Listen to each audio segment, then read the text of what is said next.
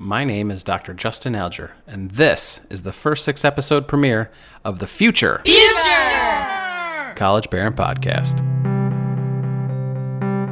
Be involved in the process. Help your child out with the process, because when you are in sync with what's going on, they're going to have more success with finding the right fit. Hello, future college parents, moms, dads, and any family member who's helping a student get to college. Welcome to the first 6-episode premiere of the Future College Parent Podcast.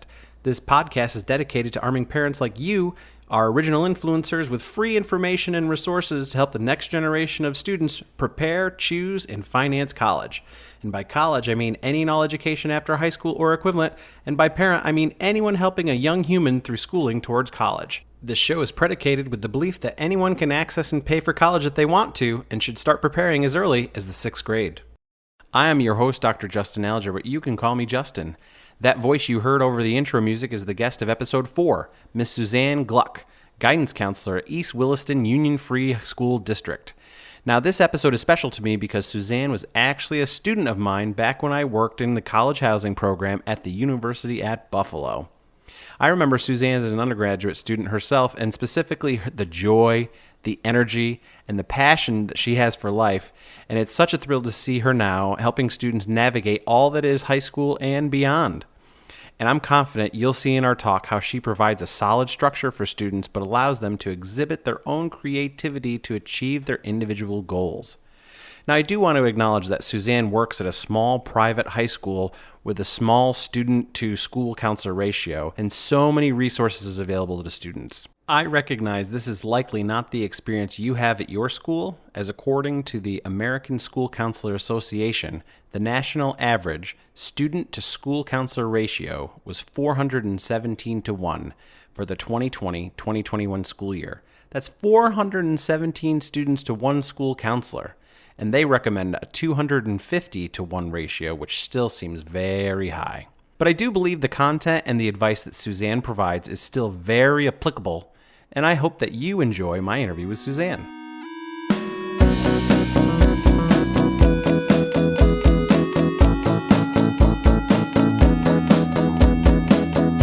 Suzanne, welcome to the Future College Parent Podcast. Thanks for being here and helping future college parents. And also, thanks for being one of our first 6 guests in the 6-episode premiere of the Future College Parent Podcast. And let's start off. If you could please share your role and describe what capacity you support parents and students in getting college and career ready. Sure. So I am a high school guidance counselor. Many schools call it school counselors. My school, it's titled guidance counselor. It really just depends where you work. Essentially, I support high school students grades 8 through 12, and I am with them all 5 years. My school is a little unique in that we have our 8th graders in the high school, but I support them all 5 years that they are in the school. So I have a portion of the alphabet. My role in regards to parents and navigating the college process is it's an ongoing process starting from 8th grade, getting students prepared with Naviance, which is a tool that we can dive into a little bit. Many of you may not be familiar with the program. Many schools utilize it in terms of career exploration, Holland's traits, as well as resume building, surveys to help communicate with the school counselor, as well as navigating the college process in terms of searching for schools, helping find matches, a housing spot for standardized tests, and it also is a way for the students to connect with their actual college applications. So I am in continuous contact with my students as well as my parents on a daily basis. Also coming from a very high-performing high school, my families are really involved in the college process, which makes it very easy. So, one of the biggest advice that I could give to a parent is to be involved in the process. Help your child out with the process, because when you are in sync with what's going on, they're going to have more success with finding the right fit. Thank you for sharing. And now, you mentioned that you start in the 8th grade. Doesn't that seem a little bit early? It's one thing to go and take tours on an actual college campus. And I do believe students need to start their college going identity. So that belief that they can maybe go off to college, post high school life early. But at the beginning, what's really important as an eighth grader is getting to know who you are, your passions, and what you like specifically. So when I meet with my eighth graders, most of our questions aren't tailored as to what college do you want to go to? And some of them have aspirations already, maybe because they have an older sibling. Some of them may have friends or family that have high profile jobs, that's what they're looking for. But getting to know what they're good at, what they like, is really important, especially helping students start tailoring elective choices, extracurricular activities, as well as opportunities for in-school community service as well as out-of-school community service. And now is that where this Naviance comes in to track those activities? Absolutely. So this year, specifically, my school was back at 100% capacity, which was amazing since the day one. Obviously, things were a little unique with masks given COVID.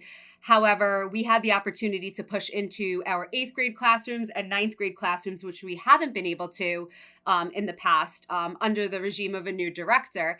And one of the goals is to get our students, even actually earlier than that, collaborating with the middle school, onto this program, Naviance. So Naviance has access for students throughout the district if the district purchases the program. And at the 8th grade level, I'll talk more there, or even really 9th grade is where the high school comes into play. The students have the opportunity to start building their extracurricular resume, which is, we go over the importance of that if they're going on an interview for a summer job, for an internship opportunity, a summer program. We want them to be able to start housing their information in one spot. Why? Because when you get to 11th grade and I ask you for your activity resume, for me to write your letter of recommendation, you're probably going to forget the nuts and bolts and the details that you want to have. So it's a really great place to kind of store information. I like to tell my students it's a locker. So you have privacy. It's not getting sent off to a college, but at the same time, you can store whatever you want in there and we can fine tune it later on. So a great start is that. But then, like I mentioned, there are some career clusters which will help students connect to what jobs they may be interested in. And you might think, well, why are they thinking about jobs in 8th grade? Well, jobs and skill sets that you might be good at will connect to possibly taking electives in high school. It's not about taking all the main academics and doubling up. I see that a lot at my school, and I'll explain that concept of doubling up, which means accelerating in the maths and science areas, maybe taking 2 or 3 mathematics. Colleges want to see a well-balanced individual. If you love music, you keep your music all 4 years or 5 years that you are in high school. We want you to start exploring. We don't want you to go off to college not knowing what you like. That's what's important. Not knowing your major is okay, but really finding that passion, knowing what you like, and being able to balance yourself throughout your time is so critical. So that's why we get our students started at an early age. We inform the parents that we're getting them started on the program, and the parents can even have access to their children's Naviance accounts as well, so that this way they can track some of the information and make sure that they're completing activities that are assigned. So that makes sense. So start early, track everything, and then when you get to that point where you're putting together all of your activities for the college application, it's all right there in one place. It makes a lot of sense. So what other types of things can a high school guidance counselor be helpful with? Sure. So in addition to obviously helping the student program out their time throughout high school, we really work on a lot of the social emotional aspects of a student. And a lot of that is preparing them to become a self-advocate. And what that means is that the student, and I see tremendous growth again from the 8th grade to the 12th grade, being able to articulate their needs, their wants, and how they are going to be successful. Some of my students that I've seen tremendous growth are even some of my students with disabilities. Why? These students attend their IEP meetings. Really, it's called the Committee for Special Education, so CSE meetings for their IEP, which is their individual education program, or their Section 504, which is an accommodation plan meetings. And I even had a student in 11th grade, when she was in 11th grade, moving into 12th grade, now graduated, actually run her own CSE meeting, which is called a self-directed IEP. A phenomenal process. And granted, not every student is going to have this access if they don't have a form of a disability and they require services, but learning what you need is our job to help you to start having those conversations. Come into my office each day, talk about what was great about the weekend. Tell me what you did with friends.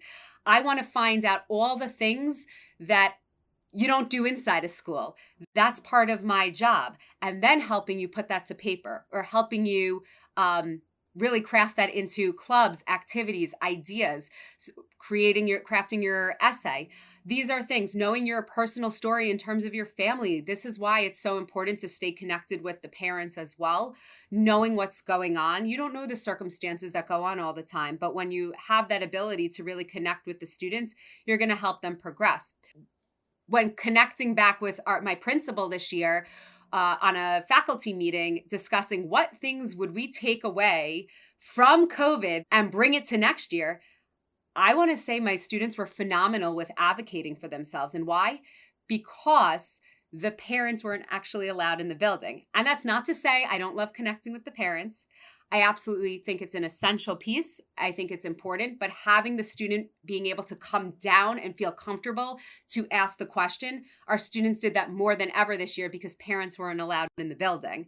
So now they have a question and their parents will say, well, go see your counselor, go see Mrs. Gluck. She'll be able to help you. I would talk with the student, and if we need to get the parent on the phone, we'll get the parent on the phone. But having that ability to be able to talk and speak for yourself is so critical for success moving forward. That's fantastic. Now, for those students who don't necessarily advocate for themselves, or they don't have that skill set, how do you follow up or interact with those students? Sure. So I am extremely fortunate that I work at a really small high school. So like our graduating class that just graduated yesterday was 147, meaning I have about 30 to like 35 students per grade. So it's a very manageable caseload. And I understand this is not the norm whatsoever. So for me, I happen to have a really great relationship and know most of my students. And I always say it's those middle students right in the middle who really don't need that much support, aren't necessarily the highest achieving students, or not necessarily disciplinary students. And again, I'm not a disciplinarian, but they're not the ones coming down for the support after maybe a discipline issue in the school. So those middle ground students, that's the great question you're asking. How do we, help them with advocacy? Well, frequent communication. And this is where the parents should step in a little bit. If they feel that their child is not being seen, if they don't know who their school counselor is, that to me is a problem. I don't care if the school counselor has 500 students. They should at least know the names of their caseload. They may not know every little detail, but as a parent, I would want my child to know their school counselor. I would want my child to start building that relationship. And I would almost preemptively say, listen, go down there, introduce yourself. Doesn't always happen. There's definitely students who would not want to do that. But even a call to the counselor saying, hi, my son and or daughter is going through X, Y, and Z right now. Or my son and daughter has mentioned they've struggled through this. If we don't know whether it's from a teacher, whether it's from the student, if the parent reaches out, I'm going to definitely meet with that child if I'm made aware of a specific situation. So again, those middle ground students, it's a lot easier to get lost in the shuffle when you're in a larger school, but there are definitely ways, and this is where it's so important for parents to step up and then be the voice that hopefully it gets to the point where come junior year, even senior year, or when they go off to college at that point, that they're able to, speak from themselves, especially at college where the parents aren't going to be able to be their voice. That's good. And I'm just trying to get to, you mentioned that your scenario, your ratio you have a very small caseload, which certainly is unique. And I'm just trying to figure out how can we make sure that students are on their guidance counselor's radar. How do we make sure that that's happening when the ratio is in a lot of cases 200, 300 to 1? Yeah, that's a difficult question that I feel many school counselors that I speak with struggle with, like how they're going to get to everybody. And the answer is they just don't. It's not okay. But a lot of it comes down to, manpower. However, one of the unique things that my district has added is surveys. A lot of surveying with our students. So especially when we came back this year, we surveyed our students, we surveyed our parents about like how they're feeling, their anxieties coming back, to school, wearing masks, what they're looking forward to, anything that they struggled with at home during COVID, things that they're struggling with now. Those surveys are really powerful because it's a quick scan to see what the needs are of not only the students, but also the families. And this way you can start connecting. It's also really important that you have a collaborative, school. My school is extremely collaborative. We work really well with our social workers in the school. So if I'm not able to see the student or I'm not available at that moment and, somebody's in need, not only will a social worker step in, but even another school counselor, if I'm not available, will step in and fill me into the situation. We don't usually work on it alone, but again, if the parent can't necessarily communicate with the child, it's really important, I feel, for districts to start putting out some of the surveys and feelers for the needs, because that's one way that you catch so many students who might fly under the radar and you really may not get to know. So every school has a counselor. Is this true? It depends on the state laws, but New York State, technically you have to have a counselor available within the district. How many is really dependent on the school. There's a big push through some of the organizations for school counselors to make sure that even the elementary schools are now getting staffed with school counselors. So that's something that's up and coming, but you mostly hear of school counselors in the high school as well as the middle school. All schools will have a social worker available that may not be directly in their building, as well as a school psychologist. Again, it's however this district is budgeting their resources. Let's shift our focus to your thoughts on what parents can do to assist with the college preparation. Excellent. So again, this starts with open communication, whether it's at the dinner table, on the car ride to soccer practice, wherever you have a moment with your child. Let's be real. Most families are on the go these days, and therefore they're not always sitting down having that family dinner. I know for me, my husband works different hours. He's a paramedic. And therefore, when we talk, sometimes our talk is in between him on a job at work, or sometimes our talk is actually at a dinner table like tonight. And with that, start having conversations with your child. How was your day? Again, you think it's basic. This is elementary school talk, but you will start getting information out. And teenagers are not going to want to open up. So you can't always ask those, how was your day? Because you're going to get good. What was your favorite part about school today? Give it a little bit more open-ended questions. And these open-ended questions, will help facilitate, interest again.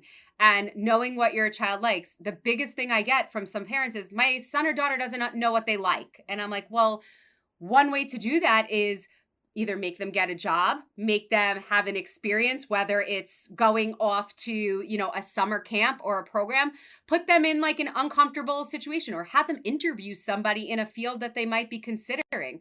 So these conversations are ongoing. So that's the first piece of it. The other thing is that, again, I know we touched upon and you mentioned, whether 8th grade is too early to start the college process. We're not going to start selecting a list of schools in 8th grade.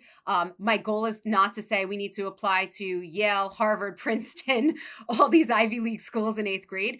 But if you happen to be traveling and you are near a college, go visit the college.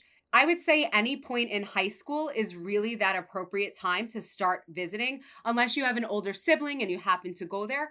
Why? Because now you get a sense of what a college campus looks like and you start to develop the feel and the fit. Do you want more of a city life? Do you want more of a campus life, suburban, urban, rural? What do you want on that college campus? You could get a lot. And again, I live on Long Island. So if I went to NYU, Stony Brook, LIU Post, and Hofstra, I would get totally different feelings from each of those campuses. Some are more compact, like a LIU Post, compact, beautiful, looks like that old school Ivy feel. NYU is spread out throughout the entire city, and Stony Brook, it might take you 20 minutes to get from one end of the campus to the other end of the campus. So you have to kind of get that idea, and it gets students excited to start feeling, wow, this is something that I could be doing. I like this. I don't like this. I don't want to walk across the campus that large. So if you are traveling, I would say go visit. And I always tell my students, sometimes visiting schools that you never even heard of is an awesome idea. One, get you to think outside the box. I know, especially on Long Island, students really think very narrow-minded and very much in a bubble of set schools. Why? Because they hear from a friend who heard from a friend who heard from a friend that they went to a school and they loved it. I always say Ohio State was not a thing about 10 years ago, 12 years ago. It is a thing for Long Island students at this point. Why? One person went, they loved it, and they passed that along. So now put yourself on a college campus that you may not even apply to. Why? Because you are going to be more critical and you are going to start figuring out things that you like and dislike about the school. So that's one way at the earlier stages that you can get involved as a parent to start facilitating, the college process with your child, is just by making those visits and establishing, the likes and the dislikes and, your want list, your want and needs list is important. And it starts with having those conversations and meaningful conversations, because the time that you have to have conversations is limited. So making sure that the time that you're spending in conversation is meaningful and impactful. And I wanted to go back to the comment you made about putting a student in an uncomfortable position. I'm assuming a safe, uncomfortable position, of course. Absolutely. Always safe. Safety is always our number one priority. But doing things that are hard is a good thing, because it's a learning lesson. It's grit. It's, a student who plays it safe. I had a student who was taking all Regents classes, where there's nothing wrong with New York State Regents classes. For those of you who are listening, New York State has classes that they take, and the curriculum is geared off towards the New York State Regents examinations. Great classes. However, when you are getting A's across the board, let's take a little bit of a risk. And again, it doesn't have to be in every subject area. Let's go ahead and pick one or two and advance yourself into advanced placement courses. Those are called AP courses run through the College Board, and they're streamlined across the country. So taking risks, and sometimes you surprise yourself and sometimes you fail. And if you fail, it's a learning experience. I mean, we often, I would say the biggest uncomfortable situation that I would say many of our students face, and it's not just students at my school, is, well, I don't like this teacher. And, they're in that uncomfortable situation where they don't work with the formatting of the teacher, or it's not the way that they'd want the teacher to present information, or they got one poor test grade, so all of a sudden I hate that teacher. Growing pains is part of the process. And is it uncomfortable? Yeah, it's uncomfortable if you fail the test to approach a teacher, but why are you going to go meet with that teacher? You're going to meet with them so that you don't make those same mistakes. Usually those mistakes are the ones you're going to remember at that point and hopefully get it correct the next time. But that teacher is going to help you try to succeed. The other piece too, if you don't agree with the learning style, that's okay. You're going to work with colleagues. You're going to work, go off to college and meet people. Again, you don't have to like everybody you're surrounded by. You have to be respectful.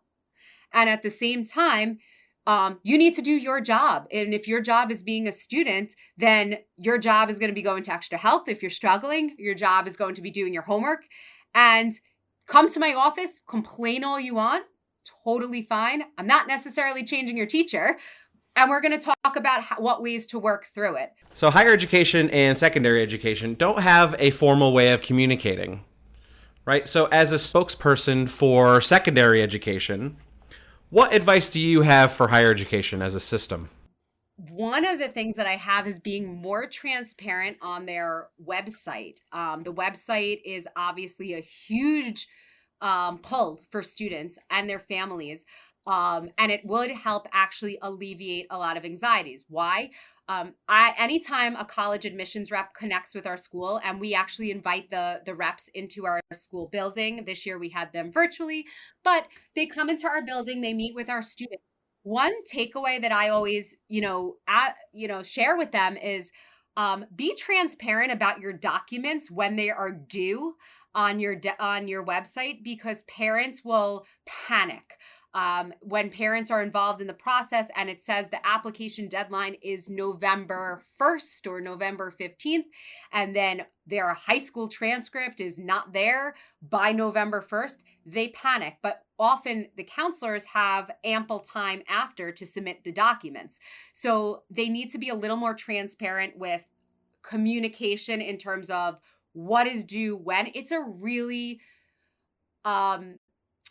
sensitive time, and it's a really anxiety stricken time in the life of a high school senior. They're coming into senior year all excited, they're running the school at this point, they have all these dreams and aspirations, they're taking tough academics for them, they're trying to balance their extracurricular activities. Now mom and dad are nagging them about getting these applications done and ready to go, writing their SAT classes if they have to continue. Being transparent about these deadlines are really critical, and to help alleviate anxiety. One, props to the Common Application, which is one of the main applications that students use to apply. It has over 500 members, colleges to it. It's one application, one main demographic piece, and then you link individual colleges to it. It now can actually show when my portion, if it's linked to their Naviance account that we use, and not all schools will use it, but for my school, it's super helpful because it's linked. They can see the date that I send everything. And just having that helps alleviate anxieties. And I think my last piece in bridging that gap too is, admissions reps, depending on the school, sometimes come and go in the position in higher education. They may not be there for a while. Making sure that the admissions team understands the area that they are recruiting is really important. Some things are more of a priority in specific areas that they might be traveling. I know specifically, I have a phenomenal relationship. I'm going to throw it out there, named Tulane University. Jeff Schiffman, amazing director of admissions. Jeff takes care of us so well. And he, his admissions reps, that his team knows Long Island. And when he had a change in personnel, he made sure that they understood the needs of the community and the students. Knowing your audience is so important. And I think that's a huge area that can be bridged better within college admissions offices. Okay, so then the follow-up becomes, right, so you're suggesting that maybe college websites aren't as transparent as they could be, or admissions counselors don't necessarily know the audience all the time that they're serving. How do you take that advice and share that advice with parents to say, hey, how do we overcome this disconnect between website communication and understanding the audience? So one area is that many college admissions offices will also have student representatives. And although they may not have somebody from every area that you live in, somebody who might be able to relate to you, whether it's through a major that you're interested in going into, or if you are an athlete and maybe this person plays, the same sport. This is one way to kind of build that connection. So when a parent calls an admissions office and says, oh, can I speak to the Long Island counselor? Oh, we don't have a Long Island counselor. We have somebody who oversees all of New York State. Okay, great. Do you have a counselor who specializes in athletics? that might be your key and your gateway in, that then they can also connect you with a student. Because even if the counselor isn't the individual who's really going to connect you to the school, there's always somebody at the school that's going to draw you in. It might be somebody on a sports team. It might be a professor in a specific department. So don't be afraid to ask for what you're looking for and seeing if there's somebody that they can connect you to. Well, good. I think that wraps it up for the questions that I have. I thank you so much for being on the Future College Parent Podcast. Thanks for having me.